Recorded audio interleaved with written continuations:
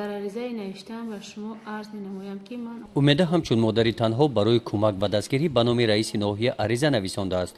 او همراه فرزندش منزل استقامتی ندارد، در حوله پدرش اجاره میشیند. روزی مرا پدر و مادرم کمتر دستگیری کرده شده. غیر از پدر و مادر میگه یگان کس دستگیری نمیکنه. همین خواستم که از طرف دولت اگر کمک باشد مثلا به من کمک کنند. من این عریضه نوشتم نصیب باشد که درآمدنی هستند نزدیکی لطیپوف که مرا همچون مادر تنها همچون اجاره نشین از روی موافق امکانیت ها از روی امتیازهای آموزگاران جوان یکم کمک پولی هم مادری تنها بله هم مادر تنها اگر یکم مثلا جای منزل زیست چکنه تامین کنه. اومیده معلم شده کار میکند. هنگامی که او در مکتب است فرزند او را در خانه مادرش نگاهبین مینماید. برای به باغچه کودکانه ماندن فرزندش اومیده امکانیت ندارد. خیلی شرایط مقدر خوب نیست. اجاره شین موزیر معاشم 300 سومون است نمیرسد.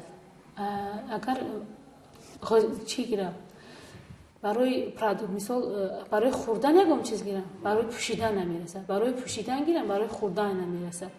میخواستم که فرزند خودم باغچه داتیم حساب کتاب میکنم نمیرسد مبلغ 300 سومون داد چی میرسد یکم چیز نمیرسد. با هر روز تاکسی رفته اومدن میگیرم 100 سومون اجاره میتیم.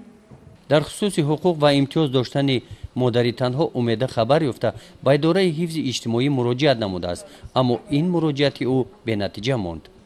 با مراجعت کردم که برای مادر تنها که یکم چی امکانیت هست گفتن که ها هست رفته یک سپرافکا بیار سپرافکا گرفته آورده با گفتن که نیست گفتن که رقم تلفن تو نمونید رقم تلفنمون رو موندیم گفتن که زنگ میزنیم زنگ زدن گفتن که خیلی معلومه که یکم روز دیگر گشته بیایم ما میبینیم با رفتیم احمد وقتی رفتیم با چیکار گفتن که نیست خیلی سو یکم امتیازی نیست که به شما کمک دیم از طرف دولت امکانیت نیست بود میگه سال 93 برهم خورد از سود پرسیدن گفتن که اگر هست گفت این چیزو سود گفتن که هست این چیزو برای که چندی کسا همین کارو کردگی چی گرفتگی تا 23 سالگی فرزند نگاه میکنن برده میسپرونن میخونن از طرف دولت همه وقت یاردم رسنده میشود